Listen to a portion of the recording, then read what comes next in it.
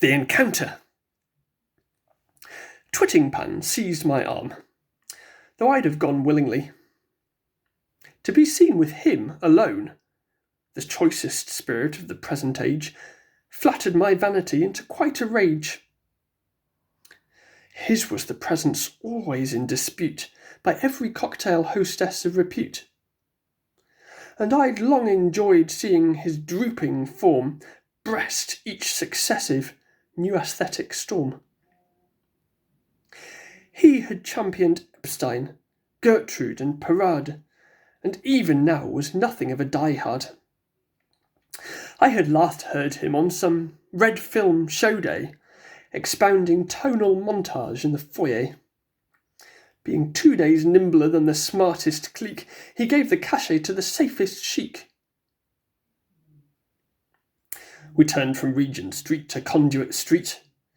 He thought my overcoat was far from neat, offered his tailor's name, and then forgot. His mind was in a turmoil and overshot immediate objects in transcendent aims. Juggling voluptuously with Christian names, he listed for me each new partnership contracted since I'd given town the slip for 10 days in the wilds near Sevenoaks. And Lord, I thought, no wonder Douglas croaks imminent fire and brimstone, though no Prud'homme.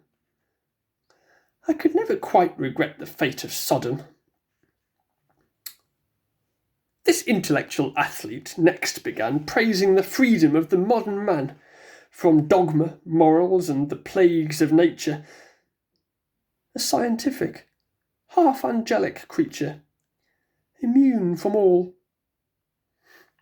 My hero almost winces. Tokyo is down, but dancing's on at Prince's.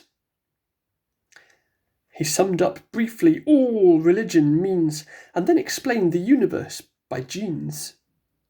Burly Jack Haldane next supplied his text, and as the sacred writ is always vexed into queer meanings for sectarian ends, Twittingpan preached the marriage of true friends when blessed parthenogenesis arrives, and he Uranians can turn honest wives. Consider Bond Street. As we reached it, cried falsetto Twittingpan, our period's pride. Does it not realise in microcosm the whole ideal time nurses in its bosom? Luxury, cleanliness, and objet d'art, the modern trinity for us all who are freed from the burden of the sense of sin. Lord Russell says. I feared he would begin an exposition of the free man's worship, that neo-Anabaptist compelled to dip, but now from mystic but hygienic motives. Look now, in Shanks's shop the past still lives. Those gross utensils symbolically bind us to the brute part we soon shall leave behind us. For Haldane promises, in the world to come, excretion's inoffensive minimum. He gestured freely, and drew inquiring stares from elegant shoppers wrapped like dainty bears, while I blushed like a country cousin come to the time metropolis from an archaic home. He saw my red cheeks, and with a kindly air proclaimed sophistication everywhere. You must meet Iris, she who lives serene in the intense confession of the obscene, and drags her tea-time sex affair all fresh to the dinner table like a cat with flesh. Her new book, I hear, is just too topical, though Janet's peeved not to be in it at all. But Basil's poems are far more utter than you can imagine, as you don't know the man. He handed me a deckled sheet where these lines staggered on uncertain feet.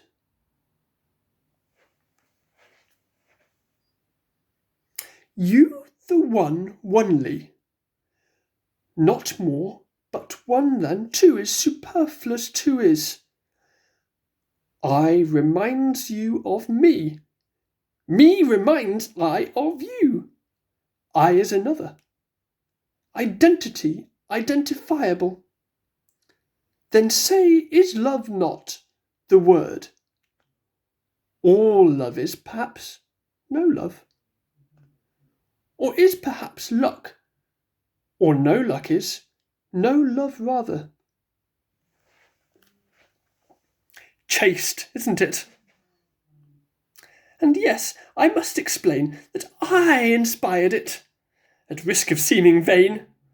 Otherwise you might miss its fine notations, which do convey so subtly my relations with the dear fellow. You two must really meet. But he would impress you even in the street.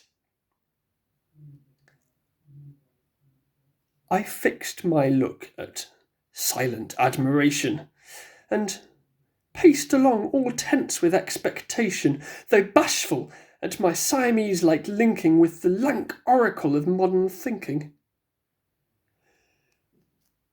Lewis and Middleton Murray are, I'm sure, the only moderns likely to endure of the older crowd.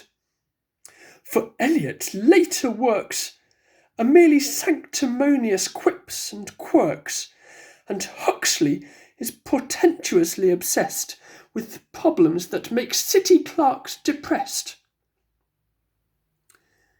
Don't you think Wyndham Lewis too divine?